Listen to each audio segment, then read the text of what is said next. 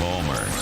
Hunt Palmer on 104.5 ESPN Baton Rouge. Holding down the middle of the day. Live from the Mercedes-Benz of Baton Rouge studios.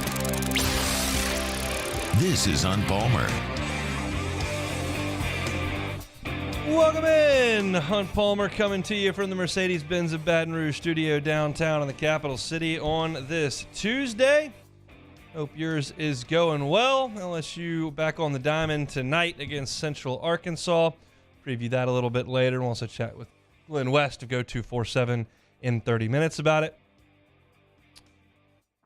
Also, some thoughts on the World Baseball Classic. I'm sticking with the baseball theme in hour number 2 because I actually have some. Now, I didn't really have any over the first week and a half of it, and I actually have some thoughts on it now. Sharif Ishaq on the Pels and Saints at 2:30. Pels back in action tonight against San Antonio. Of course, we'll finish things up with Take It or Leave It. We are going to start with football. Tigers return from spring break. Back onto the practice field. I've heard T-Bob talk about how that return can go for some. I'm not sure every football player's spring break is exactly like T-Bob's were, but some very well may have been. And so you got to kind of get back into the rhythm of things when you come back. And so they were back in action today. And one of the things that stood out is when you read the reports and you kind of think about the talking points of this spring is just how compromised LSU is in some spots when you talk about their numbers. Offensive line just decimated with guys that are missing time. Brian Kelly specifically said today that there's only one player, Armani Goodwin, the entire roster they don't expect back for summer workouts, not even fall camp, summer workouts. They expect everybody but Armani Goodwin back. But right now, when you look at the numbers that they've got on the offensive line, it's limited. Same thing goes for the running back room. A lot of work for Trey Holly. A lot of work for Noah Kane. Everybody else, Emery's dealing with his academics. You got Armani Goodwin is out. Williams is out. I mean, there's just a lot of attrition there. And the same thing goes for the defensive line as well. They're limited on numbers at the defensive line. You've got Jordan Jefferson coming in from West Virginia who's not able to go. You've got Big Mason Smith who's not ready to go. You've got Deshaun Womack who's come in who's not ready to go. So you're hurting on the defensive line. But the question did come up regarding Mason Smith to, okay, when do you expect him back and what might he give? Because now all we have to go off of is a 5-star billing, a freshman year where he was out there a little bit, and then a sophomore year that was cut short 6 minutes into the first game or whatever it was. I can still vividly see from my seat in the Superdome when he jumped up and collapsed, and I went, that's going to be the end of that, isn't it? I mean, when you see a guy jump, not anywhere near anyone, and immediately hit the deck, you're going, okay, well, this is not good. And it wasn't. And he did not return. But he is going to come back. And I'm not, y'all know at this point, I'm not X and O guy. That's very difficult for me. But when Brian Kelly at times talks X's and O's, someone like me who watches a lot of football and has a general understanding of the way things go, gets a football-style explanation, I find it interesting. And today he was asked what Mason Smith would bring to the defensive front when he's ready. Look, I mean, we had great edge presence last year, right? It was pretty obvious with Harold and VJ. But you could fan one side and chip or move the back to the other because we didn't have a great inside pass rush presence. Now you put Mason to the inside. If you do that this year, I don't know how many sacks he'll have. You can't single block him. We couldn't. So when you start to fan to him, and when I say fan, when you start to move the center to him or use a back inside, now you're going to leave our edge players one-on-one, and we'll have a really good balanced pass rush. So he brings that presence, which we didn't have last year. It's a numbers game. The offense is trying to win with numbers. The defense is trying to win with numbers. And Mason Smith changes the numbers because that is very difficult to block. Now, I would suggest that Mason Smith, when he was quote-unquote unblockable by LSU in fall camp, was dealing with the same offensive line group, very likely, that could not block Florida State. They made some shuffles and did some different things and moved some guys around, and eventually things got better. But you remember in the Superdome that night, LSU had real trouble blocking Florida State. I'm already concerned about Jared Verse for the first game because he was setting up residence in LSU's backfield the entirety of the night, and for some reason decided to pass on millions of dollars in the NFL draft to go back to Tallahassee to play another year. So we'll cross that bridge when we get to it. But Mason Smith is going to be a huge impact player for this team, and should be just rip-roaring and ready to go when that time comes. And to change the numbers and to force numbers to the inside, as he said, leaves you lacking numbers offensively on the outside, and that's where the guys who are really there to rush the passer can start to affect the game. And Mekhi Wingo had a really good year last year, and Jaquelin Roy had a nice year last year. Jacoby and Guillory gave you some depth last year, but none of it was really in the pass rush side of things. Those guys were more so solid against the run until the A&M game. And you can have another dimension on the interior when you bring in a talent that is Mason Smith. The other thing that we don't have any sound on, but I took note of when Brian Kelly was talking today, was about special teams. And he was asked what that unit is going to look like from a coaching perspective. And his answer to me was interesting, because he suggested that he did a lot of work on studying what went wrong on special teams, because everyone knows that last year the special teams were a disaster. I defended portions of it at times, but the entirety of the body of work was indefensible. They just didn't do the job. So the question is, okay, what are you going to be able to do to fix it? And I was intrigued by the answer. He said, look, I looked at the tape and I was really happy with our scheme. Really happy with the way we set things up. And then he continued and said, well, I also thought our punter was excellent. I thought our freshman kicker did a good job. Our long snapper was excellent. Some of the individuals did really good jobs. So as I picked this answer apart, and I'm going, okay, you thought they were put in position, and you thought that the individual specialists did a pretty good job for the most part. That just tells me the execution and attention to detail on the field stunk. I mean, how else are you going to say it? They were in position, and it didn't work. Well, then they didn't do what they were supposed to do.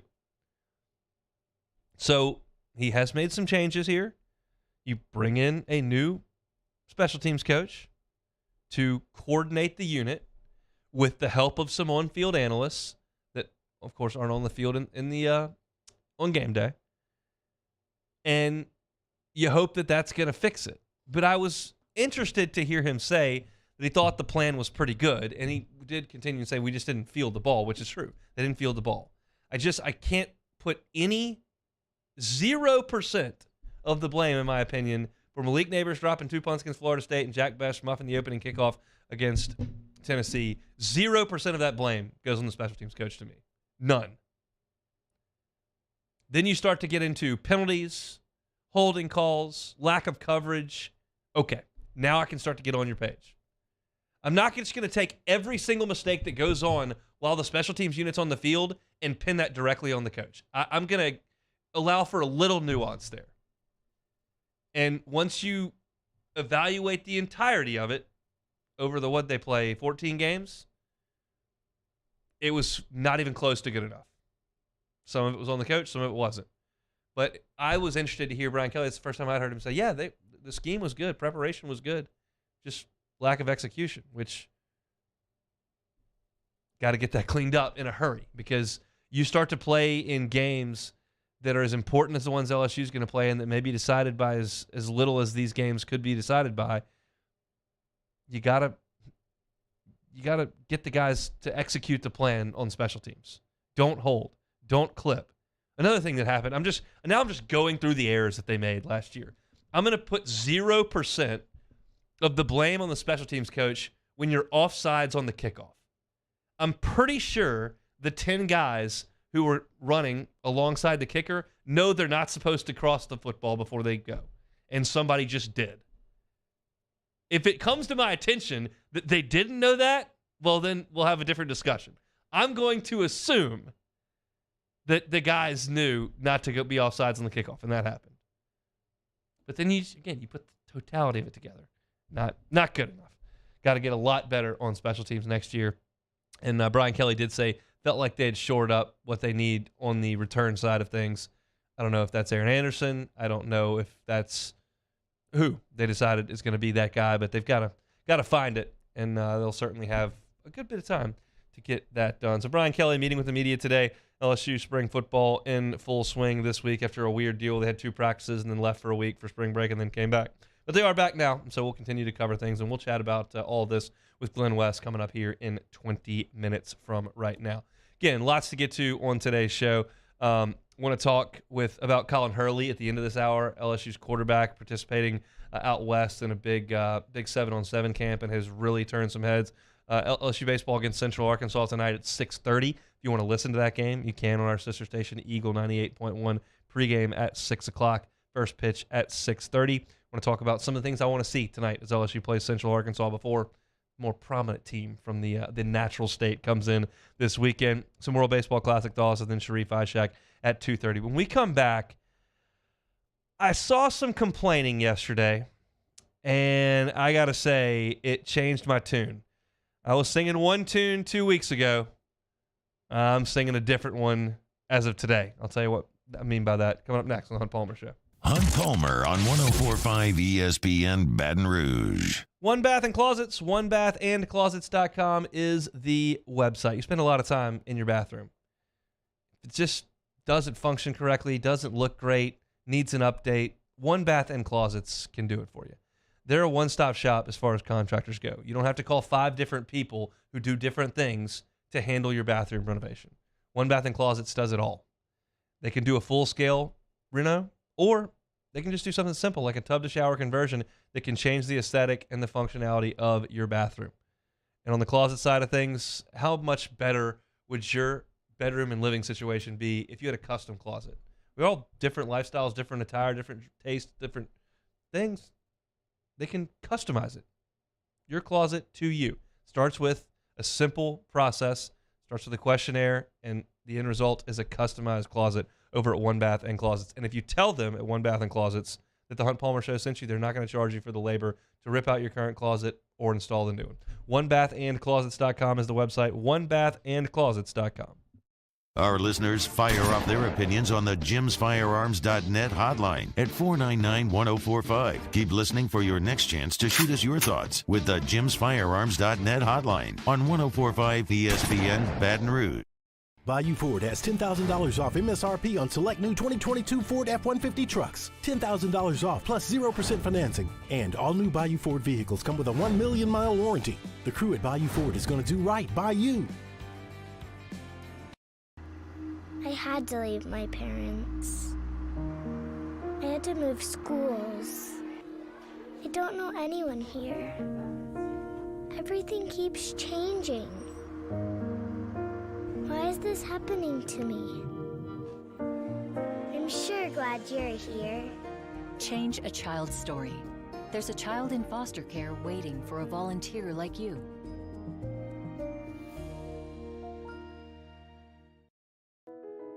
I've been doing business with Luba for 25 years. They're dependable, trustworthy. It's just the attention to detail with our clients. Our folks have years and years of experience. They're highly trained professionals, but many companies have that asset. What I'd like to think makes Luba a bit different is that we use those talents in a way that truly is dedicated to serving the needs of the folks who depend on us. Louisiana. It's a place defined by culture, by pride, by passion, by people who do more than love this place. They celebrate it, elevate it, champion it. They are the individuals who embody what makes Louisiana great. The companies that make Louisiana a better place to work and live. The nonprofits leading transformational change in our communities. Champions of Louisiana are all around us, and LWCC is proud to celebrate them because we've always been Louisiana loyal, supporting the workers, the innovators, the change agents of this great place we call home. Who are the champions around you? Together, we can share their stories. Together, we can help our home state thrive. Together, we are Louisiana loyal. Always.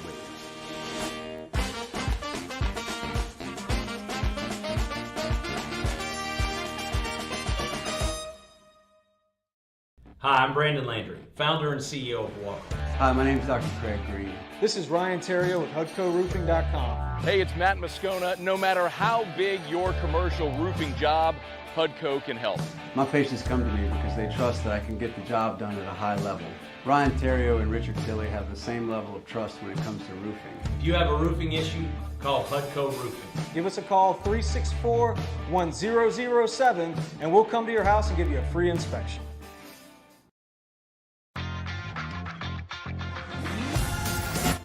Play-by-play of the 2023 NCAA Men's Basketball Tournament continues Thursday at 8 p.m., Friday at 6 p.m., Saturday at 4:30, and Sunday at 12:30, right here on your home for the 2023 Final Four. 104.5 ESPN Baton Rouge.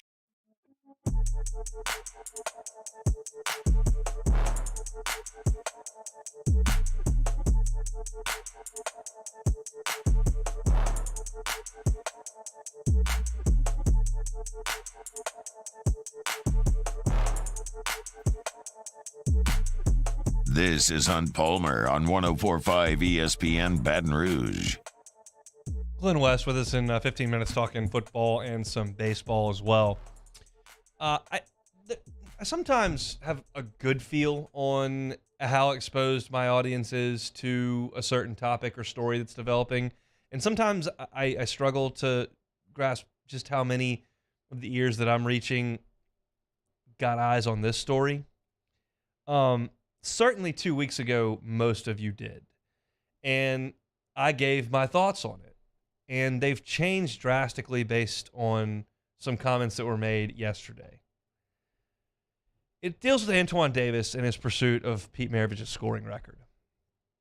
Most of you, if not all of you, now aware that that was in jeopardy, and he had a chance to break that record in their conference tournament and had a 3 in the air to tie it, and it didn't go. So he comes up 3 points shy of Pistol, 4 points shy of breaking the record. And my take at the time with the CBI or whatever tournament they were going to play in was, hey, in my opinion, if this kid scores 4 more points in some other game, that's not, in my estimation, going to diminish Pete Maravich's legacy at all. Everyone's going to understand that it was 5 years with a 3-point line and a COVID year plus against 3 years with no 3-point line. Everyone's going to know just how prolific a scorer Pete Maravich was in college. Everyone's going to know just how exciting a player he was in the NBA. The building's still named after him here on campus at LSU. He's the greatest scorer in the history of college basketball, whether or not Antoine Davis in his COVID year and CBI tournament throws in a couple points. And for me, thinking about Antoine Davis and the work that he's put in over his life, to have that moment for him seemed pretty cool. I'm an LSU guy. I'd rather Pistol have it. But, hey, if this guy breaks a record that stood for that long, even though there was a technicality, he didn't break any rules, he did it, I'd be like, that's a really cool moment for him. Detroit Mercy could put a banner up in the rafters that could say college basketball all-time leading scorer. He could potentially capitalize on that moving forward in some way financially, because he doesn't appear to be an NBA player. There's just some different things besides, Pistol's the all-time leading scorer. This guy's not going to break his record. Like, I wanted to try to see things from the other side. And then some more quotes came out. And I'm just going to kind of shift my tune a little bit here. Davis said in a phone interview with the AP, I'm upset about it. I feel like I got cheated out of something that they can't ever give back to me. I think it's selfish and weird that people emailed or called the CBI to say we shouldn't be in the tournament because they didn't want me to break the record. And then he continued, but there's nothing to hold my head down about. I still feel like I'm the best scorer in my generation, especially finishing number 2 behind him. Now, the CBI is an invitational that theoretically should put some significant stock into how a team performed over the 4 or 5 months. And Detroit Mercy didn't have a great year. And so you didn't get cheated out of it, Antoine. You got really fortunate that you got to play a whole nother year of college basketball. And there wasn't it wasn't like they won their conference tournament, but they had a bad record. So the NCAA tournament said, no, I don't want you to break Pistol's record. Y'all really weren't that good and you got hot for 3 days. So we're going to change that rule. Like, that would be cheating you out of it. This is not the proper term here. Cheated out of it. And you can say whatever you want about people calling the CBI and saying, don't let them in. That is a little much for me. But don't tell me that you've been cheated out of this because the CBI didn't extend an invitation to you so that you could pay $27,000 to break the record. And so it appears that they pursued a different tournament to try to get this done, but the tournament didn't exist, basically. They couldn't get it done. Like, it didn't have the resources to go forward. So, look, there's some other levels to this. Apparently the school was fielding phone calls and that kind of stuff. I can't condone that at all. But honestly, now as I sit here, and I'll be honest, I've never met Antoine Davis, and I really liked what he said entering the week of the conference tournament, where he said, I think everyone will understand, and there can be 2 different records, and he appeared to have a pretty good understanding of it. And then to suggest that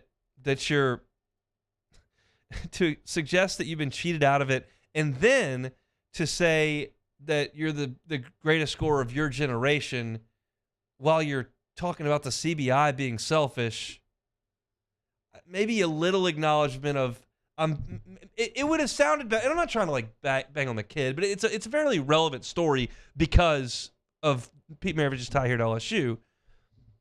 I would prefer that Antoine Davis come out and say, yeah, really disappointed. It was a goal of mine this year to break that record. And unfortunately, we didn't get it done in the conference tournament. And I thought there may be an opportunity for us to continue our season, a group of guys that's put in a lot of work and have one more chance to go out there and play. And in the process, if I go out there and break that record, that would mean a lot to me personally. But I understand that that's not going to happen. I'm a little bit disappointed by it, but I'm still proud of the work that I put together over 5 years, and so thankful that I got an opportunity to play for Detroit Mercy, for my dad, and with this great team, and I'll always have fond memories of it. Like, that's not that hard to do, but clearly he's very upset, and there was a lot that was going into this, and maybe to me, I'm looking at it as they're just trying to pay their way into it, and he's more so focusing on the threatening phone calls that were placed to the school and that type of thing, which is a totally different piece to this entire puzzle. If people are lunatics, they're lunatics. But I'm focusing on the big quote in this story that says I was cheated out of this.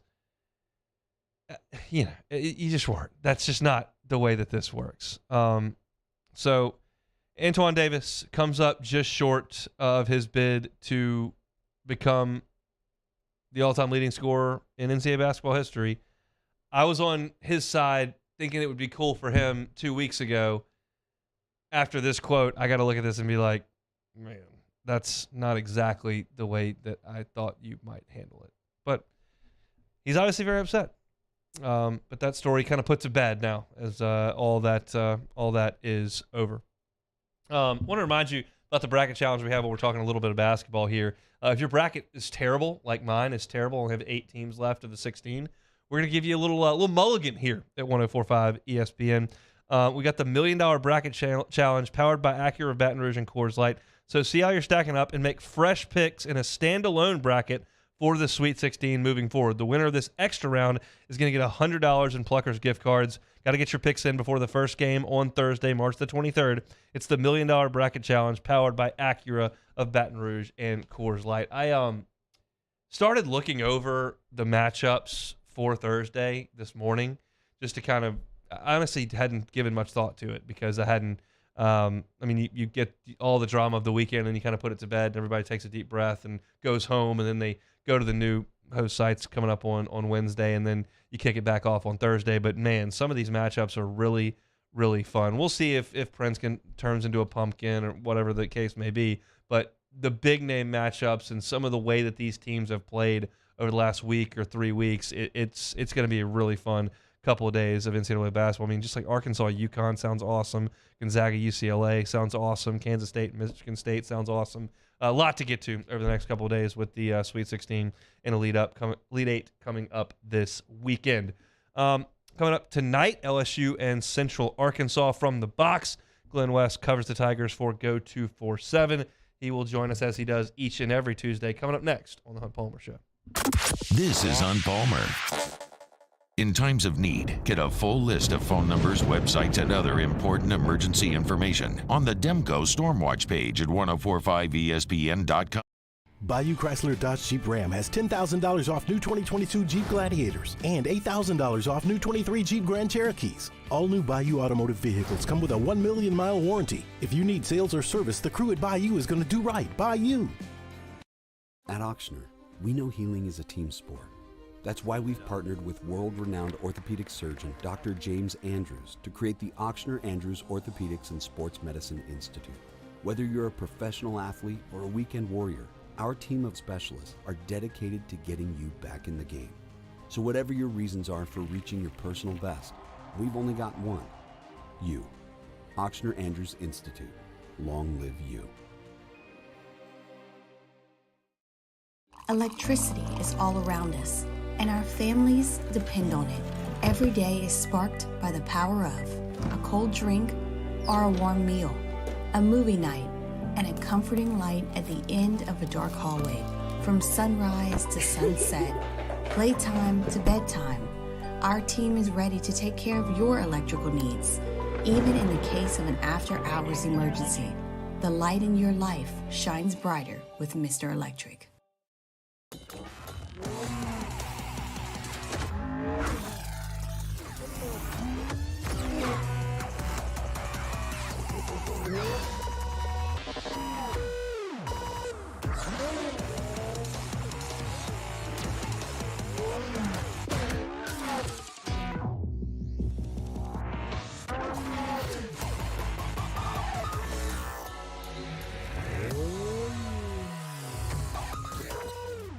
Gulf Coast Office Products is a nationally recognized Savin office equipment dealer based right here in Louisiana. Over 100 employees strong, Gulf Coast has the boots on the ground to support all vertical markets, from education, engineering, legal, and finance. With the latest in office technology, from desktop to production segment units, Gulf Coast and Savin have the perfect fit for you.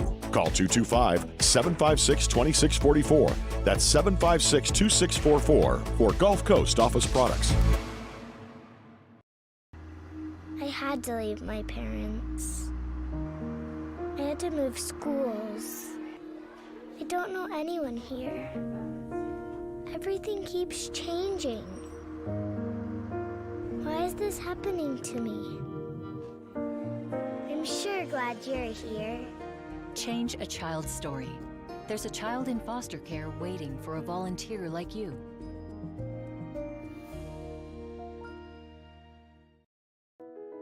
I've been doing business with Luba for 25 years. They're dependable, trustworthy. It's just the attention to detail with our clients. Our folks have years and years of experience. They're highly trained professionals, but many companies have that asset. What I'd like to think makes Luba a bit different is that we use those talents in a way that truly is dedicated to serving the needs of the folks who depend on us. Louisiana. It's a place defined by culture, by pride, by passion, by people who do more than love this place. They celebrate it, elevate it, champion it, They are the individuals who embody what makes Louisiana great. The companies that make Louisiana a better place to work and live. The nonprofits leading transformational change in our communities. Champions of Louisiana are all around us, and LWCC is proud to celebrate them because we've always been Louisiana loyal, supporting the workers, the innovators, the change agents of this great. On Wednesdays off the bench, we get you set for both the men's and women's Sweet 16. Who will reign supreme? Plus, did the Pelicans manage to make it 2 in a row against the lowly Spurs? Off the bench, 7 to 10 a.m., 104.5 ESPN.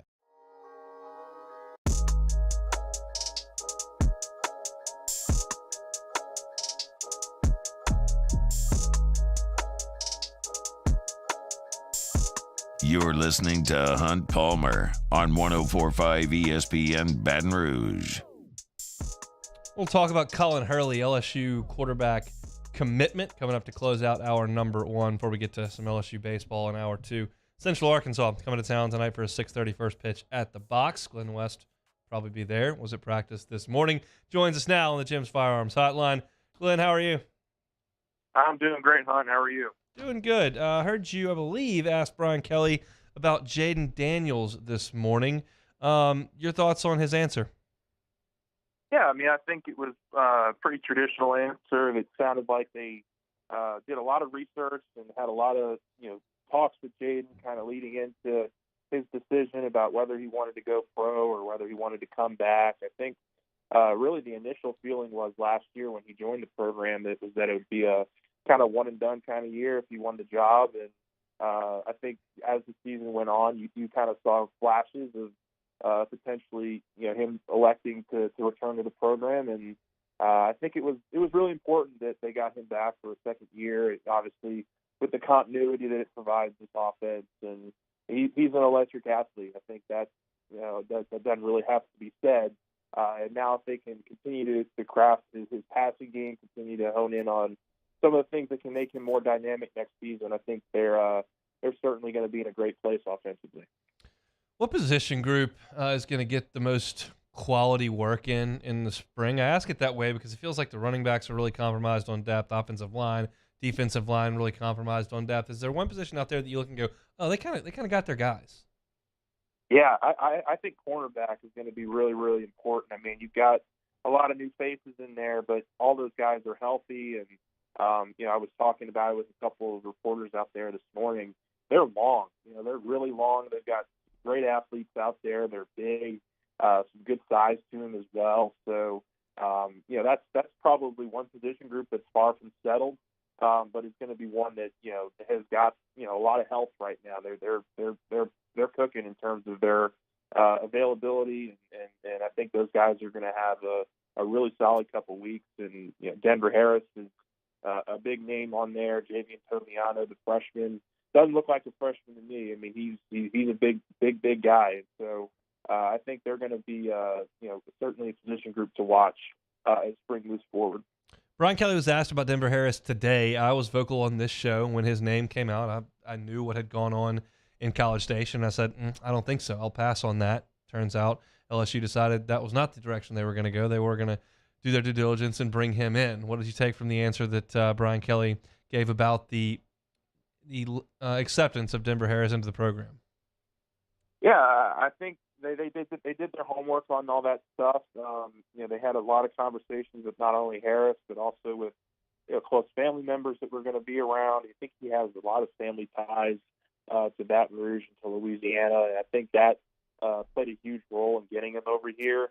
And look, I think there were some groundworks laid out in terms of the marks he'd have to hit. I think it's going to be it was a gamble for sure, but so far, 2 months in, it sounds like Coach Kelly and the staff have been pleased with what they've seen out of him in terms of his conduct, and they really like the player. Obviously, he's got a really bright future on the field, and so it was a gamble because you bring in this player that had some off-field stuff, but you recognize the talent, the fit, obviously the long-term potential here. You could be around for 2 or 3 years as a staple for your cornerback room, and I think when you're weighing all that stuff, it they feel really comfortable with where the chemistry's at in the locker room, and I think that was also a big ploy in getting them over here. Chatting with Glenn West of Go247, senior writer over there covering Tigers recruiting and on the field. Let's switch over to baseball. Your biggest takeaway from College Station?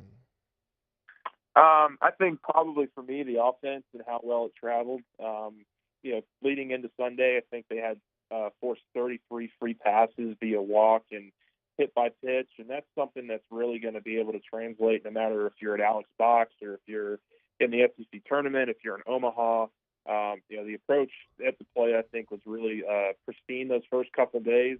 A&M kind of figured it out a little bit towards the end of Game 3. LSU obviously bullpen just couldn't seal the deal, which was disappointing in. But in talking with Jay yesterday, it sounds like they like to win. They'd like to win them all, but to walk out of there as the only road team in the SEC that can pick up a win, a series win on the road, was very, very important. And to do it against a quality team like A&M that's got aspirations to get into Omaha themselves was a really big accomplishment for this group. Were you surprised to see Josh Pearson get 3 starts over the weekend?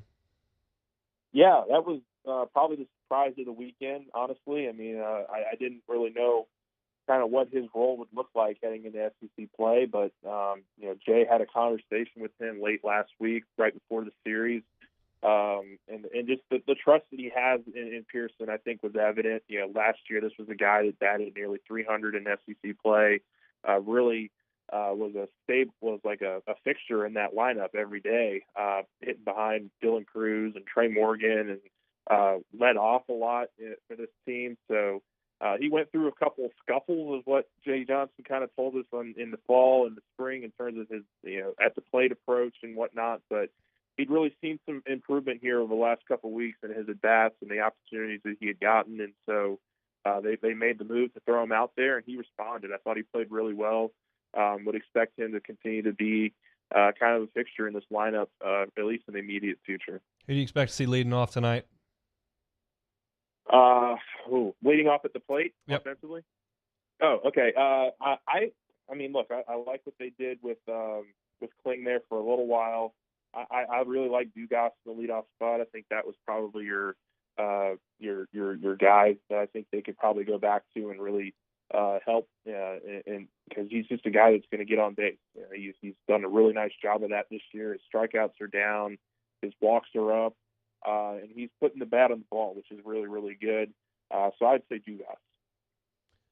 Let's transition over to pitching now. What did you make of? Obviously, Skeens was great. What did you make of Hurd and Floyd? Yeah, a little rocky, I think, for both. In terms of the control. They're particularly with Hurd on Sunday. There were a bunch of wild pitches out there that he needs to probably hone in on. But look, I think those are still your two best options. I wrote about it on Monday. How long is the leash going to be on those two guys? I think it's going to be pretty long. Their talent is evident when it's on the field and when it's working, when it's clicking on all cylinders. And yeah, there were a couple rough innings there. I think you can make the case that Floyd could have been out of one or two of those innings or a little bit earlier. I think there were a few, kind of communication errors and pass balls there that kind of extended his outing. And certainly with Hurd on Sunday, I think probably the biggest takeaway for me on Sunday out of the bullpen was the bullpen able to kind of pick him up in that short stretch there with Riley Cooper, and then obviously Chase Shores helped out Cooper there in the 5th or 6th inning. So that was good to see. You just would like to see them close out that game, but I think both Hurd and Floyd are going to be weekend guys for the foreseeable future. Chatting with Glenn West, senior writer over at Go247 Sports. Anything you're looking for tonight? Central Arkansas comes to town. Not really. I think probably the game plan here is to get a lot of these pitchers that didn't get to throw over the weekend some more opportunities. Will Helmers, Griffin Herring. I wouldn't be surprised if those two guys get a couple innings at some point in the game. Certainly Gavin Guidry is a guy that I know Jay is really enticed to see on the mound a little bit more. I think they have a pretty good idea of how they want to use him, and certainly getting him some reps in a midweek game would be important for that. In the field, I think you'll pretty much see the same 9 guys. And if they're able to hop out to an early lead, you'll see some subs in the middle there. But I think this is going to be a prime opportunity to get some of those pitchers that they're interested in getting more looks than during the weekend. Just some more opportunity here and some more reps on the mound. Arkansas sweeps Auburn over the weekend. They come into the box for a 3-game set beginning on Friday. What do you know about the Hogs and how big a series this is? First home SEC series for the Tigers. Yeah, I mean, you definitely want to defend home field here, and Arkansas has got a pretty loaded lineup and pitching rotation. I haven't done a super deep dive into them yet, but just looking at their team, they got a number of guys batting over 340. I think 5 or 6 of their starters are batting over 340. They've got a number of their pitchers that are in the sub 2.5 ERA range, and they're really good. I mean, I'm not, it's going to be a challenge here, and it's going to be a really good kind of eye-opening series, I think, for LSU, because this is an Arkansas team that Jay Johnson's talked about in the past, that they kind of want to build the model here around what Arkansas has been able to do the last 20 years with Dave Van Horn, and just the consistency that they've had in competing at the top of the conference. I think that's something Jay really respects and appreciates, and it's going to be a big series for sure to see just kind of how far this team has to go, or just kind of where they're positioned at here at the start of the conference play. All right, now for the hard-hitting stuff. Have you talked to any of the players or coaches about the emergence of these camouflage hats? Showed up for Military Appreciation Weekend, and they showed up in College Station. Have you gotten to the bottom of this? We have not gotten to the bottom of that yet. I think the Military Appreciation Week was understandable. I'm sure we'll get a chance to talk with a couple players either Wednesday or Thursday, and we'll crack that code. I promise. Ask me again next week, and I'm sure we'll have an answer for you. But I think Paul Skeens was the one that kind of led the charge on Friday, from what we heard, and we'll see if that's something they continue to do. I mean, it didn't hurt them in the first couple of games. That's for sure. Just hurts my eyes, but that's all right. We'll catch up next week, Glenn. Thanks. It's superstitions in baseball, right? So you gotta see what's going. I know. Glenn, we'll talk next week. Thanks, man. All right, thanks, Hunt. He is Glenn West, Go247 senior writer, talking all things LSU, football, basketball, baseball for your recruiting needs. Go247, great spot. Glenn always good enough to hop on each and every Tuesday here on the Hunt Palmer Show. Still plenty to get to. LSU baseball with Central Arkansas. I'll give you my thoughts on what I'm looking for between those two tonight. At the box, got some World Baseball Classic thoughts. Sharif Ishak on the Pels, who are back in action against San Antonio tonight. Of course, we got Take It or Leave It as well. But we come back. Colin Hurley, reclassified now in this upcoming class with LSU football as a quarterback. Went out west, played some 7-on-7. Give you some thoughts on what, well, not my thoughts, what others thought of Colin Hurley and how he showed out earlier this week out west. That's next on the Hunt Palmer Show. This is Hunt Palmer. Our listeners fire off their opinions on the jimsfirearms.net hotline at 499-1045. Keep listening for your next chance to shoot us your thoughts with the jimsfirearms.net hotline on 1045 ESPN Baton Rouge.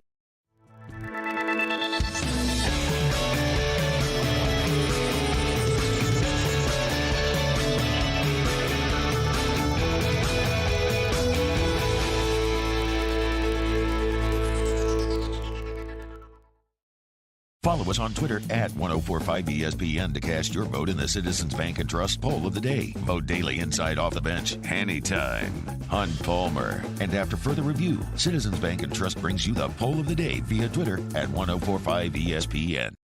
Hi, I'm Brandon Landry, founder and CEO of Walker. Hi, my name is Dr. Craig Green. This is Ryan Terrio with HUDCORoofing.com. Hey, it's Matt Moscona. No matter how big your commercial roofing job, HUDCO can help. My patients come to me because they trust that I can get the job done at a high level. Ryan Terrio and Richard Tilley have the same level of trust when it comes to roofing. If you have a roofing issue, call HUDCO Roofing. Give us a call, 364-1007, and we'll come to your house and give you a free inspection. At Auctioner, we know healing is a team sport. That's why we've partnered with world-renowned orthopedic surgeon Dr. James Andrews to create the Auctioner Andrews Orthopedics and Sports Medicine Institute. Whether you're a professional athlete or a weekend warrior, Our team of specialists are dedicated to getting you back in the game. So whatever your reasons are for reaching your personal best, we've only got one. You. Ochsner Andrews Institute. Long live you.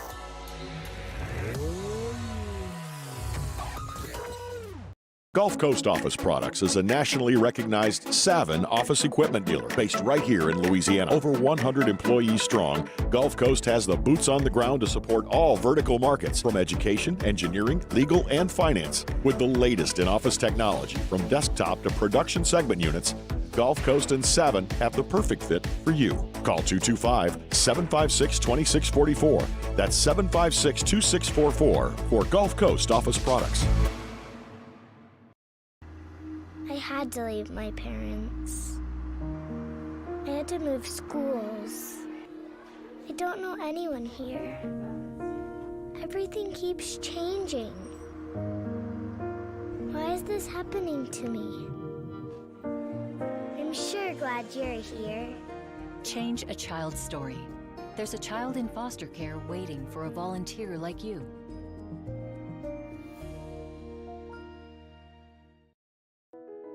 I've been doing business with Luba for 25 years. They're dependable, trustworthy. It's just the attention to detail with our clients. Our folks have years and years of experience. They're highly trained professionals. But many companies have that asset. What I'd like to think makes Luba a bit different is that we use those talents in a way that truly is dedicated to serving the needs of the folks who depend on us. Gulf Coast Bank and Trust is giving our customers the power to bank anywhere, anytime during this challenging event. And we're right there with you. Our mobile banking app is a smart way to manage your money and time. Gulf Coast Bank and Trust, the bank that cares about you.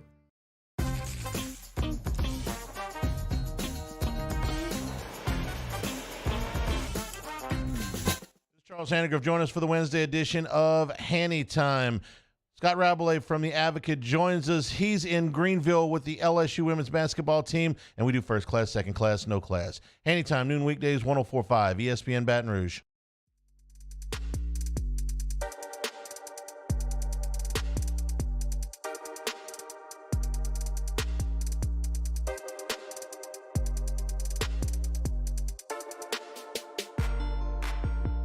This is Hunt Palmer on 104.5 ESPN Baton Rouge.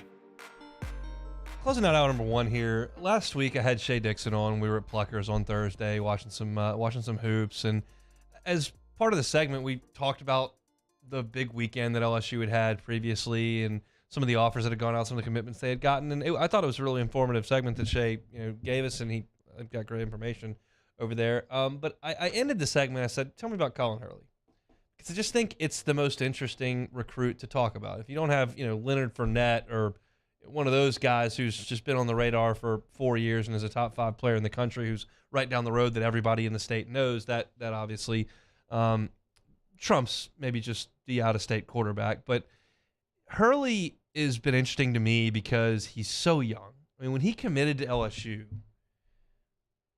I put his film on and I said, yeah, it's a pretty good arm, but it's not that good. And then I realized, wait a second, that's from his freshman year. He's 14. Like, that's because you realize he was about to play his sophomore year and he's about to skip his junior year because he's going to reclassify and play his senior year. So he's been a starting quarterback since he was just out of 8th grade.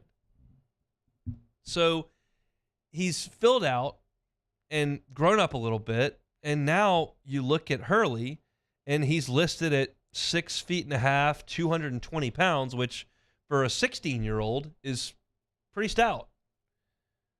And he's going to continue to grow and fill out. And his talent level is really impressive. And I'm curious how this ends up shaking out. I didn't get to pick Shay's brain on this quite enough when we were talking on Thursday, but when he reclassified, he kind of went down towards the bottom of the pile. For his class, because they don't evaluate a ton of freshmen, they're just not playing that much at that point or haven't developed at all, he was way towards the top of the national rankings for good reason. And then he reclassifies to a group that has far more players being rated, and you look at On3, and they've got him as the 214th player in the country, number 14 quarterback, number 28 player in the state of Florida, which isn't jaw-dropping.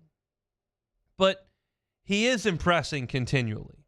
And one of the places he did that most recently, the place he did it most recently, was out in Mesa, Arizona, home of Chicago Cubs spring training, where they had Overtime 7. It's the OT7 circuit, and it was a 7-on-7 tournament that was hosted out there in the state of Arizona. And there were, a lot of really good players.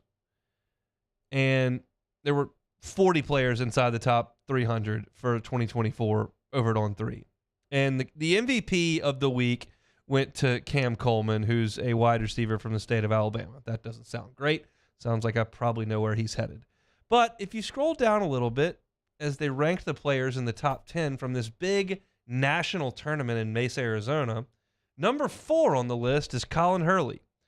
And Steven Spiegelman writes in this piece for On3 that Hurley made a compelling case as the top signal caller in the desert on the weekend. He's an LSU commit, had a fantastic chemistry with Coleman, the MVP, and the two accounted for some fireworks early and deep into the day on Sunday. Hurley was also proficient throwing on the run, very polished and sound with his throwing motion and delivery. He can also launch it from various angles without losing a second off his fastball. This future Tiger was certainly in a rhythm in Arizona. He feels like a massive, massive talent. That's what it feels like when you read some of the reviews about him. Now, so did Walker Howard, and LSU got him, and he was here for a year, and now he plays for a team that we all hate. So, trust me, I get the point of the discussion and how quickly things can change, specifically at that position. But it doesn't hurt to get them committed and signed. Getting guys to campus at that position is a good thing, because you never know when two guys are going to transfer in the same day like they did a couple of years ago. So Curley just appears to have a huge skill set, big arm, and even though he's young for his class, seems to be impressing when joined by what are now his peers at the high school level, where I don't know if that was necessarily the case 2 years ago when he was just a little kid, basically, and he was playing high school football. So I'm personally pretty excited about the possibilities with Colin Hurley. Well aware of how things usually work out at that position, but I think he's a huge talent that's only going to get better and stronger, and hopefully ends up in Baton Rouge and becomes a starting quarterback. But he's just a guy, it was early commit for his age, obviously, understanding he was going to reclassify. So we'll have known about him for longer than really anybody in his class. And I like LSU's quarterback room right now with Jaden Daniels and Garrett Nussmeier.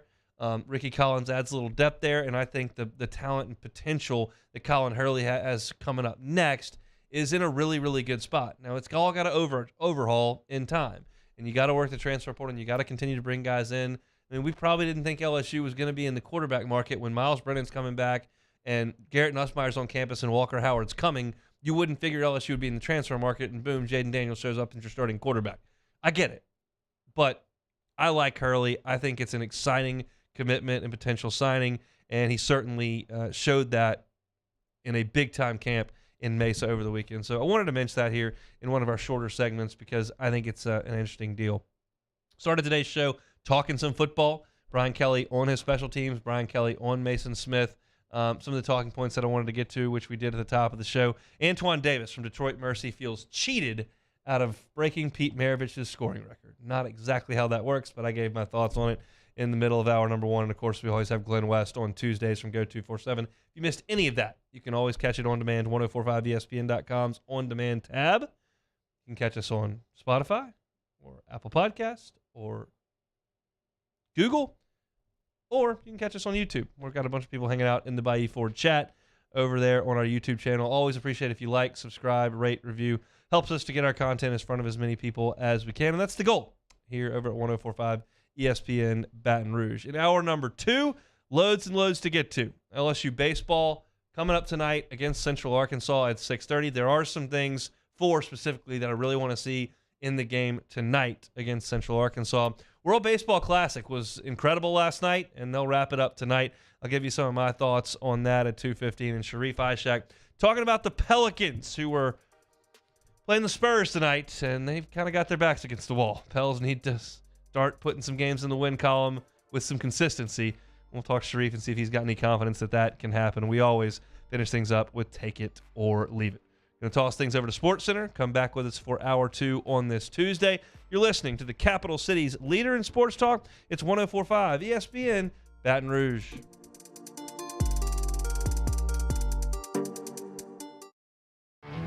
There it is, the extra mile, on the border of expected and extraordinary for those willing to go further, like vans customized for work or play, with safety and tech to keep you connected, supported by a 5-star sales, service, and finance team, and backed by the 1-star you know. So go the extra mile. It's never crowded, because so few have what it takes to go there. Mercedes-Benz Vans. At Auctioner, we know healing is a team sport. That's why we've partnered with world-renowned orthopedic surgeon Dr. James Andrews to create the Auctioner Andrews Orthopedics and Sports Medicine Institute. Whether you're a professional athlete or a weekend warrior, our team of specialists are dedicated to getting you back in the game. So whatever your reasons are for reaching your personal best, we've only got one: you. Auctioner Andrews Institute. Long live you. Louisiana. It's a place defined by culture, by pride, by passion, by people who do more than love this place. They celebrate it, elevate it, champion it. They are the individuals who embody what makes Louisiana great. The companies that make Louisiana a better place to work and live. The nonprofits leading transformational change in our communities. Champions of Louisiana are all around us, and LWCC is proud to celebrate them because we've always been Louisiana loyal, supporting the workers, the innovators, the change agents of this great place we call home. Who are the champions around you? Together, we can share their stories. Together, we can help our home state thrive. Together, we are Louisiana loyal. Always.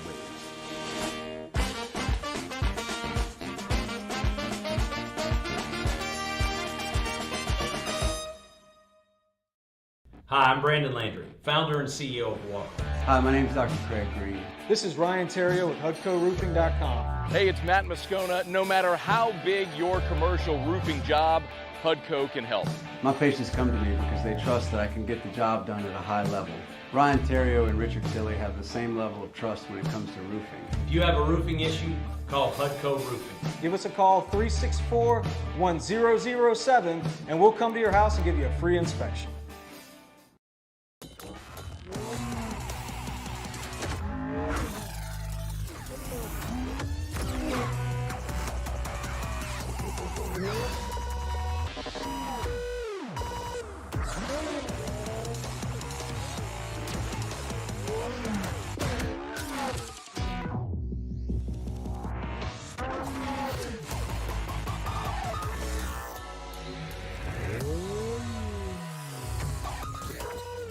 Gulf Coast Office Products is a nationally recognized Savin office equipment dealer based right here in Louisiana. Over 100 employees strong, Gulf Coast has the boots on the ground to support all vertical markets, from education, engineering, legal, and finance. With the latest in office technology, from desktop to production segment units, Gulf Coast and Savin have the perfect fit for you. Call 225-756-2644. That's 756-2644 for Gulf Coast Office Products. I had to leave my parents. I had to move schools. I don't know anyone here. Everything keeps changing. Why is this happening to me? I'm sure glad you're here. Change a child's story. There's a child in foster care waiting for a volunteer like you.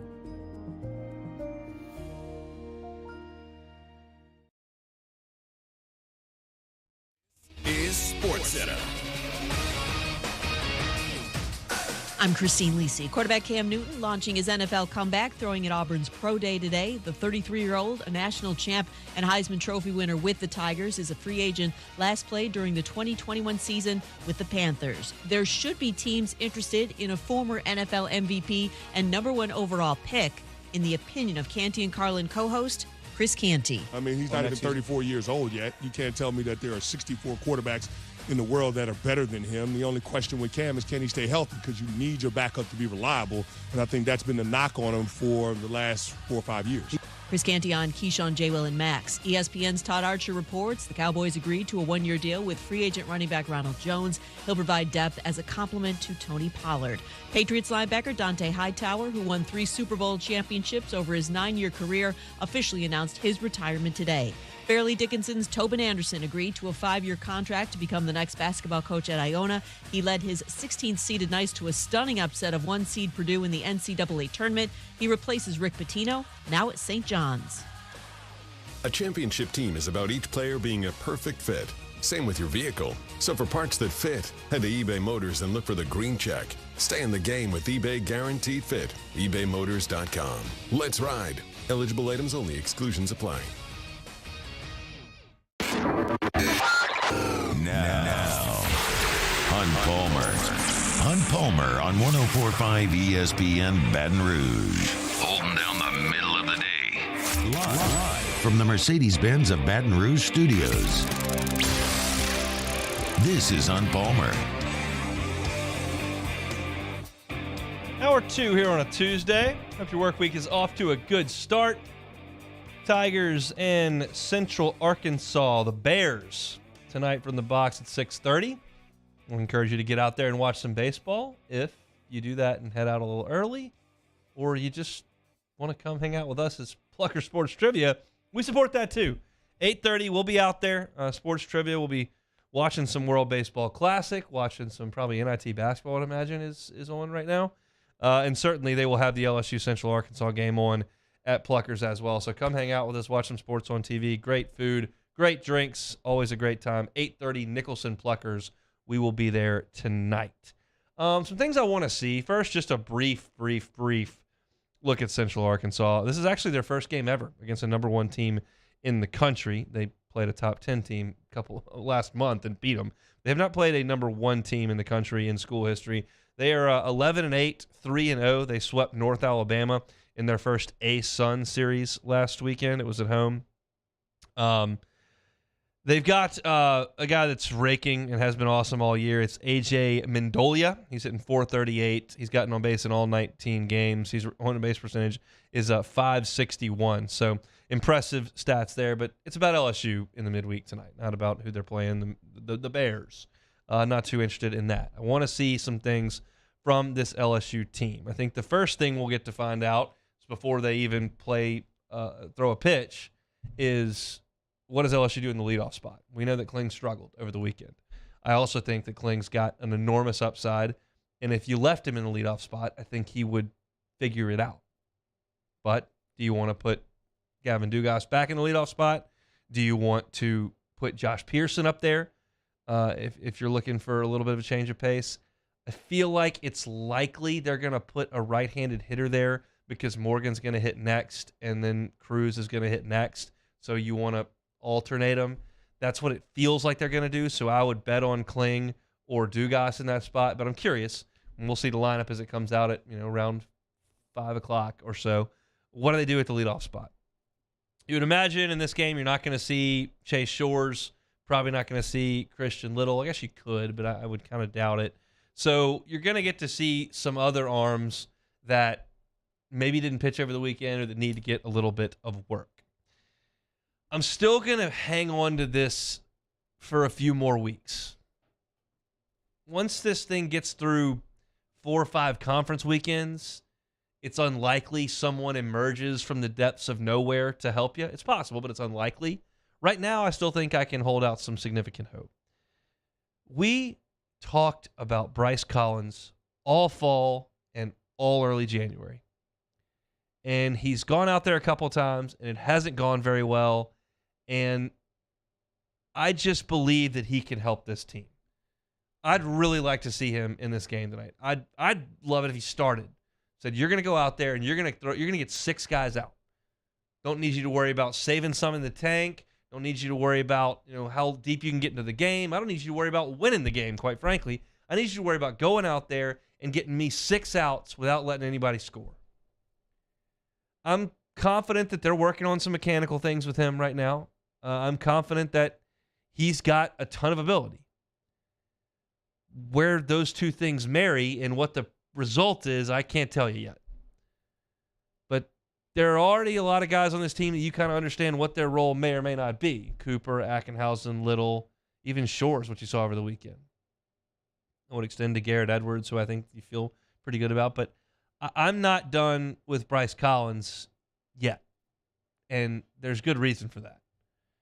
And the second one is somebody that Jay Johnson has mentioned recently as yesterday, that Griffin Herring has got to pitch a little bit.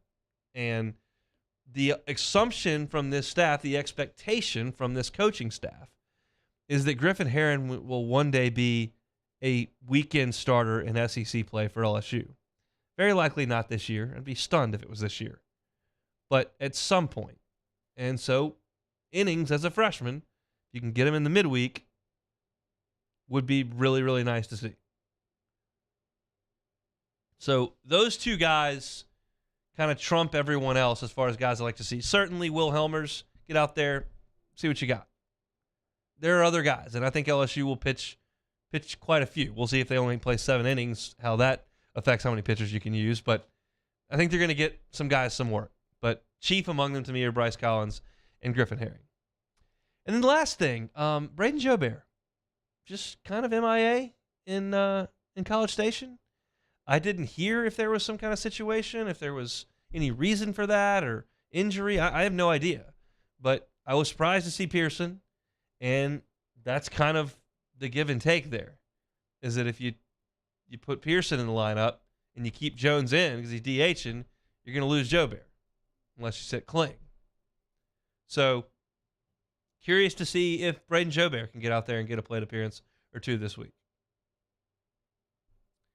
And then the last thing that I will keep pretty brief, but I think you all understand at this point my thoughts. I'd love to see the purple hats tonight. Is that a better way to phrase it? I'd love to see purple hats tonight.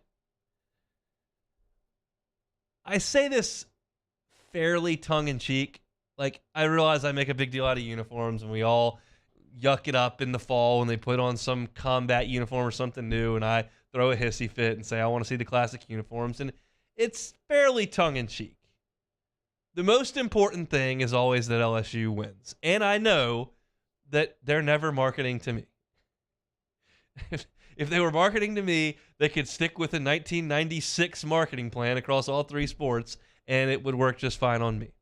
Any sort of change, I just kind of throw my hands up and get a little reluctant. I don't know. But I think we may have found a little baseball player thing where maybe Skeens is like, I kind of want to keep wearing these camo hats. And everybody's like, this guy's going to maybe be the first pick in the draft, and he's awesome, and we'll just kind of do what he wants to do. And if he wants to do that, that sounds good to us. And I know that Jay gives a little bit of autonomy on the uniform deal to the starting pitcher, and that's why Skeens wears purple, and that's fine with me. But I like to see the purple hats. I feel like people are going to get very frustrated with me for bringing this up and say that I'm stupid and you need to shut up and it's not important and who cares and all that kind of stuff. I don't disagree with you, but I'd like to see the purple hats. We'll see. I'm when they came out on Saturday and Sunday and had the camo hats on, I thought to myself, I think they're going to wear them every game the rest of the year. I mean, you remember Maneri's second team that went on that 24-game win streak? They wore the gold uniforms every game. They put the golds on. They never took them off until they had to in the regional. There's a rule that the regional home team had to wear white, so they wore the gold under the white jersey. They wore gold T-shirts. This is how baseball teams operate. They find something they think may work, and they just ride it. Rally Possum taking over the world. I mean, it's just the way things go. So, look, here's the deal. Some beat writers may get out there. I'm not going to the game tonight. I got Pluckers. I got to get home, do dinner, get the trivia questions done, and get up to Pluckers. So no box for me tonight. But I'll be checking the beat writers' tweets when they get there and their team taking BP. I'll be looking. And I'll be hopeful that we see the purple hats. But, look, it's Central Arkansas. I can't talk too much about breaking down the X's and O's here. LSU should take care of the Bears. So I got fashion on the rundown here that I'm trying to deal with.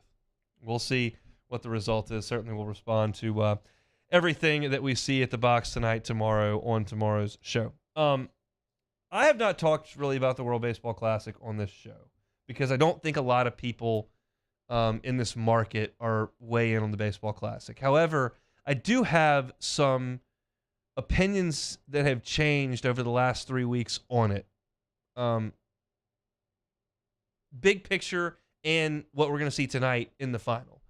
I believe tonight's final will be the most watched baseball game in the history of the sport. You factor in the two countries, you factor in the drama that's been there the last couple of weeks, you factor in the star power. Like, that's a real talking point. And then I've just got some thoughts on the future of the World Baseball Classic and whether or not it's a good thing or not that good a thing when you're a Major League Baseball fan and your players are out there playing while they needed to be in spring training. I've got some thoughts on it, so I'll get those next right here on the Hunt Palmer Show. Hunt Palmer on 104.5 ESPN Baton Rouge. The tournament is heating up, and there's no better place to get in on the action than FanDuel, America's #1 sportsbook. That's because right now, FanDuel is giving new customers a no-sweat first bet up to $1,000. That's up to $1,000 back in bonus bets if your first bet doesn't win. Just go to FanDuel.com/1045ESPN and sign up today to claim your no-sweat first bet. And you can wager on everything from the money line to point spreads to which team will be cutting down the nets. It's all on an app that's safe, secure, and super easy to use. So don't miss your shot at a no-sweat first bet up to $1,000 when you join FanDuel today. Just go to FanDuel.com/1045ESPN to sign up. Make every moment more with FanDuel. Must be 21 and present in Louisiana. First online real money wager only. $10 deposit required. Refund issues non-withdrawable bonus bet that expires in 14 days. Restrictions apply. See full terms at FanDuel.com/sportsbook. If you're somebody nice like everyone following wants help, call 1-877-770-STOP. In times of need, get a full list of phone numbers, websites, and other important emergency information on the Demco Stormwatch page at 1045ESPN.com. I've been doing business with Luba for 25 years. They're dependable, trustworthy. It's just the attention to detail with our clients. Our folks have years and years of experience. They're highly trained professionals, but many companies have that asset. What I'd like to think makes Luba a bit different is that we use those talents in a way that truly is dedicated to serving the needs of the folks who depend on us. At Auctioner, we know healing is a team sport. That's why we've partnered with world-renowned orthopedic surgeon Dr. James Andrews to create the Auctioner Andrews Orthopedics and Sports Medicine Institute. Whether you're a professional athlete or a weekend warrior, our team of specialists are dedicated to getting you back in the game. So whatever your reasons are for reaching your personal best, we've only got one. You. Auctioner Andrews Institute. Long live you. Louisiana. It's a place defined by culture, by pride, by passion, by people who do more than love this place. They celebrate it, elevate it, champion it. They are the individuals who embody what makes Louisiana great. The companies that make Louisiana a better place to work and live. The nonprofits leading transformational change in our communities. Champions of Louisiana are all around us, and LWCC is proud to celebrate them because we've always been Louisiana loyal, supporting the workers, the innovators, the change agents of this great place we call home. Who are the champions around you? Together, we can share their stories. Together, we can help our home state thrive. Together, we are Louisiana loyal. Always.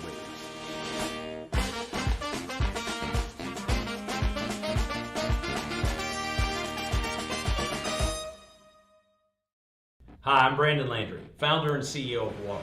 Hi, my name is Dr. Craig Green. This is Ryan Terrio with HUDCORoofing.com. Hey, it's Matt Moscona. No matter how big your commercial roofing job, HUDCO can help. My patients come to me because they trust that I can get the job done at a high level. Ryan Terrio and Richard Tilley have the same level of trust when it comes to roofing. If you have a roofing issue, call HUDCO Roofing. Give us a call, 364-1007, and we'll come to your house and give you a free inspection.